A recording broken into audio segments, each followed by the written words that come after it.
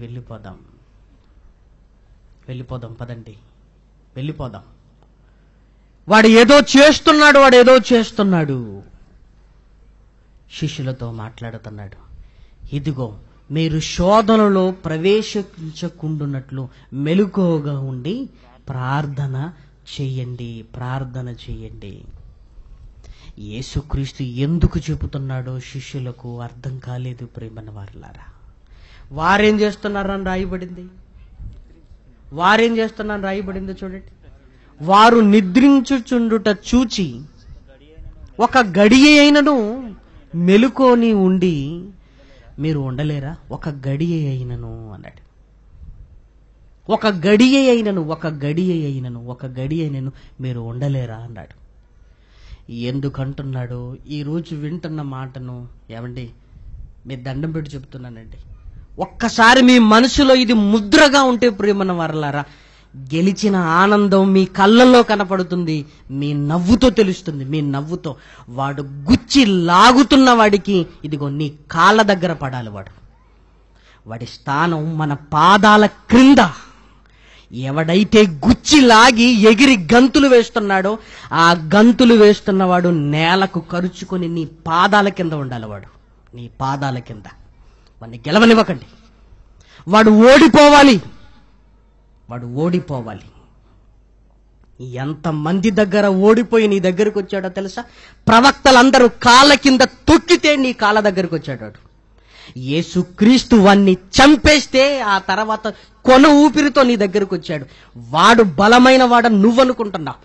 నీ వాక్యపు బలము ఎంతో నీ గుండెల్లో ఉండగలిగితే వాణ్ణి గెలిచి తీరాలి. ప్రియమైన వారలారా, అంతమంది ఓడించిన తర్వాత నీ దగ్గరకు వచ్చాడు. నువ్వు కూడా గెలవాలి.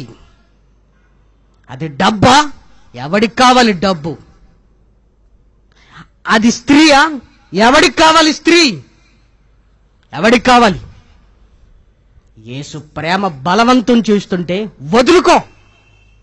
నీ జీవితంలో వదులుకున్నవే ఎక్కువగా ఉండాలి. నీ జీవితంలో సంపాదించుకున్న దానికంటే నేను దేవుని కోసం వదులుకున్నవి 1 2 3 4 5 అలా వదులుకున్న రోజు సాతానుడు నీ పాదాల కింద ఉంటాడు. ప్రియమైన దేవుని పిల్లలారా, యేసుక్రీస్తు చెబుతున్నాడు, ఇదిగో వాడి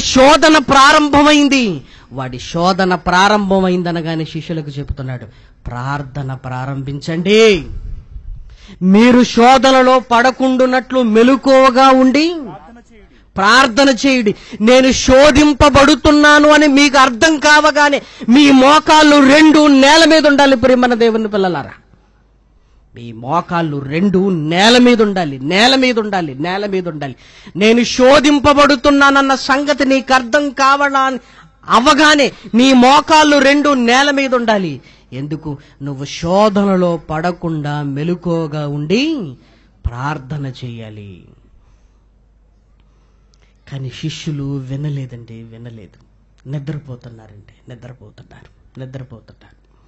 మళ్ళీ వచ్చి చూశాడు, నిద్రపోతున్నారు. ప్రియమైన వారలారా, యేసుక్రీస్తు చెబుతున్న మరో మాట మీరు చూడగలిగితే మార్కు గారు రాసిన సువార్త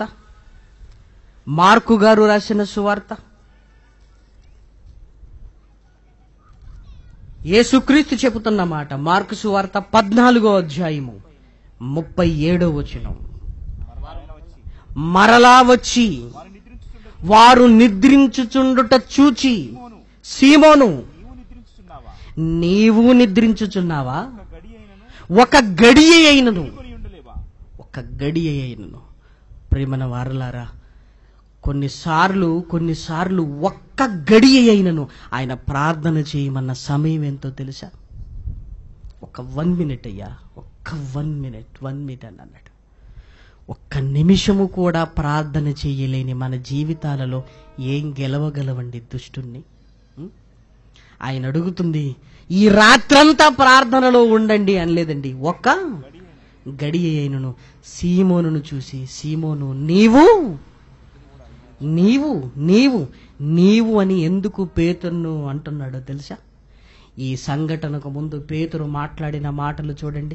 మార్కు సువార్త 14వ అధ్యాయము 26వ వచనము నుండి. మార్కు సువార్త 14వ అధ్యాయము 26వ వచనము నుండి, అంతట వారు కీర్తన పాడిరి, ఒలీవ కొండకు వెళ్ళిరి. అప్పుడు యేసు వారిని చూచి, మీరందరూ అభ్యంతరపడెదరు, గొర్రెల కాపరిని కొట్టుదును, గొర్రెలు చెదిరిపోవును అని వ్రాయబడి ఉన్నది కదా. అయితే నేను లేచిన తర్వాత మీకంటే ముందుగా గలిలయలోనికి వెళ్ళెదను.